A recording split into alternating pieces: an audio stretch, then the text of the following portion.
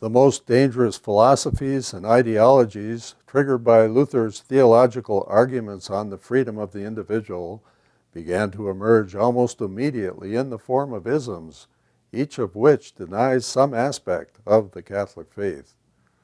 In 1907, Pope Pius X issued an encyclical, Pascendi Dominici Gregis, on the doctrine of the modernists. In it, he defined modernism as the synthesis of all heresies, and he gets very specific. Let me cite just a few examples.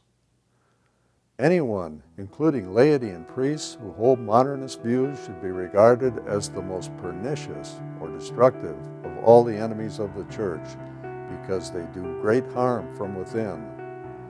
They infiltrate the Church as philosophers, believers, theologians, historians, critics, apologists, and reformers. Their principal doctrine is evolution. In other words, everything is subject to change. Dogma, church, worship, the books we revere as sacred, even the faith itself. The modernist system means not only the destruction of the Catholic Church, but of all religions worldwide. And finally, the error of Protestantism made the first step on that path, modernism the second, and atheism the third. Within society at large, modernism promotes isms of every sort. Each is designed to deny some aspect of the Catholic faith. Here are just a few examples. Egoism is an obsession with self and self-interest and opposes the gospel message of selfless, self-giving love of God and neighbor. Radical feminism asserts that women are superior to men. This philosophy contains within itself a spirit of pride and egoism and opposes Christian ethics, values, and charity. Hedonism first emerged during the 4th century. It holds that the pursuit of pleasure is life's highest good, and when carried to an extreme, it usually leads to addictions of every kind. Hedonism places man's interests above his duty to love God above all things. Liberalism asserts that man, not God, is the absolute authority on morality and social issues, that all religions are equal, that everything is a matter of one's personal beliefs, and as such, liberalism in its many forms has been repeatedly condemned by the Church because it leads to apostasy from the faith. The dictatorship of relativism does not recognize anything as definitively true, and its ultimate goal is the fulfillment of one's own personal desires. In short, the dictatorship of relativism is the embodiment of all the other errors of modernism, and as such was condemned by Pope Benedict XVI.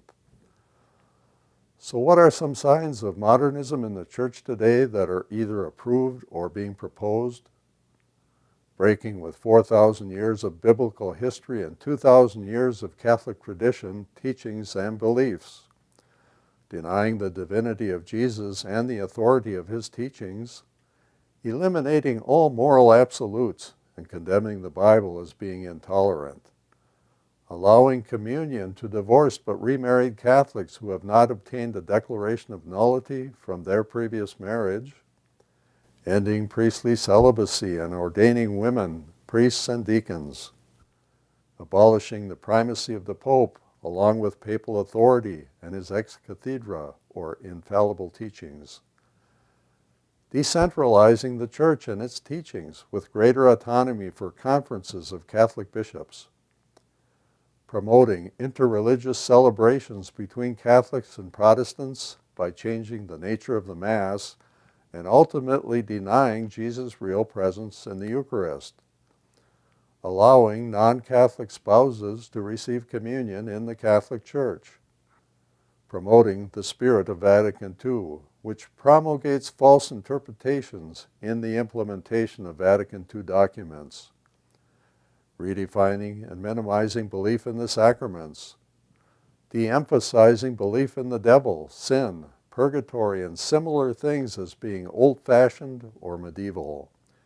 In essence, trying to finish what Martin Luther started. All of these things, individually and collectively, exalt man and lead to a total denial of God, which brings us to the next major initiative of the evil one to undermine the Catholic Church and destroy belief in God: Freemasonry.